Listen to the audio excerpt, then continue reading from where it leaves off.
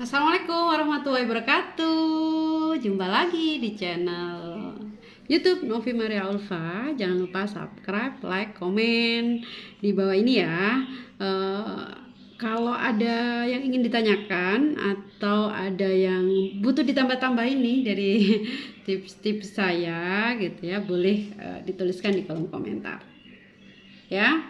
Berikut ini gitu ya, video ini saya akan sharingkan bagaimana cara kita supaya bekerja lebih efektif. Bagaimana kerja kita supaya kerja yang efektif. Kenapa? Karena teman-teman di usaha ini itu kan tidak ada orang yang gagal, yang ada adalah orang yang berhenti terlalu cepat. Jadi meskipun kita ini berjalan, kita ini merangkak, kita akan sampai di tujuan kita. Yaitu tujuan kita apa?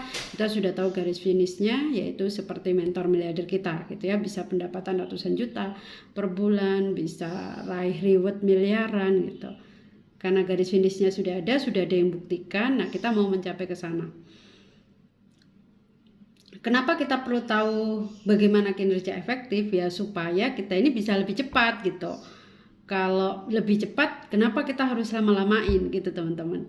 Ya, kalau ada orang lain yang cepat, kenapa kita harus lama? Ya, oleh karena itu kita akan belajar bagaimana cara supaya kita bekerja lebih efektif sehingga segera mencapai garis finishnya, segera mencapai apa yang menjadi tujuan kita bersama, menjadi 1000 miliarder. Amin, amin ya rabbal alamin. Yang pertama adalah teman-teman hati-hati penggunaan media sosial gitu ya. Artinya menggunakan media sosial dengan bijak ya.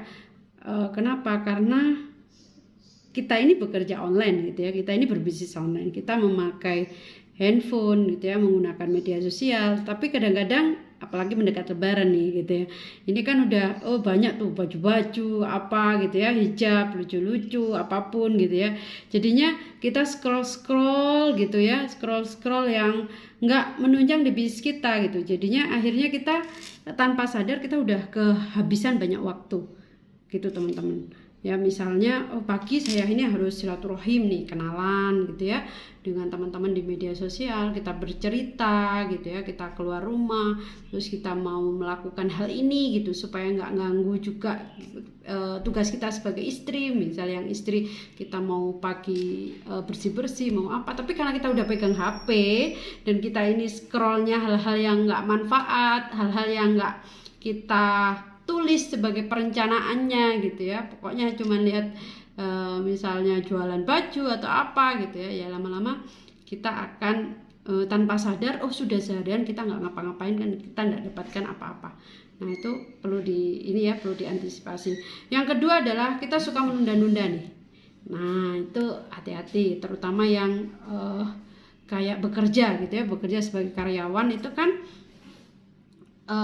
butuh ekstra untuk bagaimana manajemen waktunya gitu, supaya kita tidak ketinggalan dengan teman-teman yang lain yang sudah full time.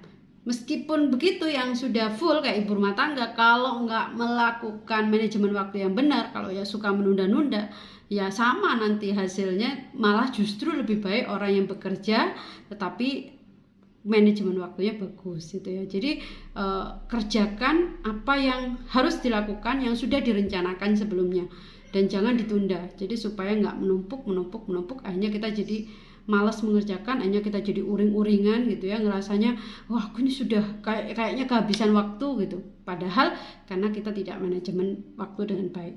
Terus yang berikutnya, yang ketiga adalah tidak punya perencanaan. Nah ini jadi kerjanya asal aja gitu ya, kerjanya ya udah ngikuti arus saja gitu. Nah teman-teman kalau ingin cepat sukses di usaha ini, teman-teman harus punya perencanaan ya. Di video sebelumnya kita sudah mengatakan kita harus punya tulisan goal kita mau seperti apa, dan kita harus menulis bagaimana cara mencapai goal tersebut, detail-detailnya, hari ini kita mau ngapain gitu ya.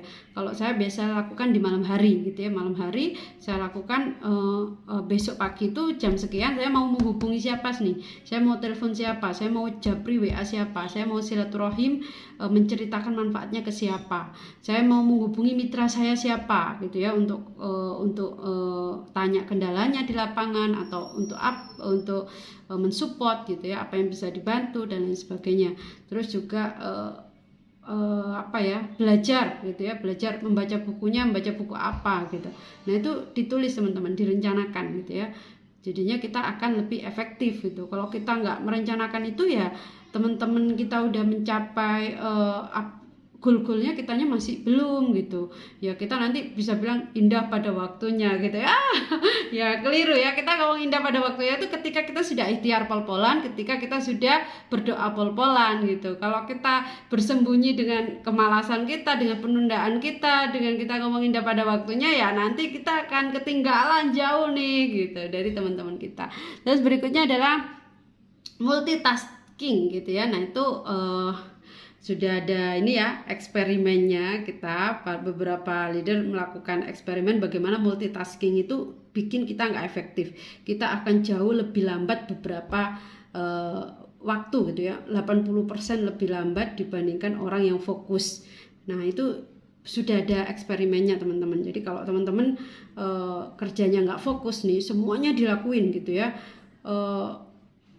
jadi Superman gitu ya, nggak delegasikan ke tim gitu ya, kayak mau ngasih amanah ke tim gitu, tanggung jawab ke tim, nanti timku bisa nggak ya gitu, kayak kelamaan aku aja yang ngerjain. Nah kayak gitu, jadi pengennya dilakukan sendiri gitu ya. Terus juga ini mau hari raya gitu ya, ada tawaran jualan baju murah gitu, ini ada jualan ini murah gitu, kita akhirnya fokus kita jualan yang ini, jualan yang ini, jualan yang ini gitu. Itu yang membuat akhirnya bisnis kita sendiri terbengkalai gitu, karena kita udah mengerjakan banyak hal sekaligus. Karena otak bawah sadar kita itu tidak bisa mengerjakan dua hal bebarengan, misalnya otak kiri dan otak kanan gitu ya. Dan biasanya otak bawah sadar itu akan lebih mudah melakukan sesuatu yang kita inget-inget terus, yang kita sudah lakukan terus, yang sudah istiqomah terus. Jadi misalnya teman-teman menulis nih 1, 2, 3, 4, 5, 6, 7, 8, 9, 10 A, B, C, D, E, F, G, H, I, J, K, L, M, N sampai O gitu ya.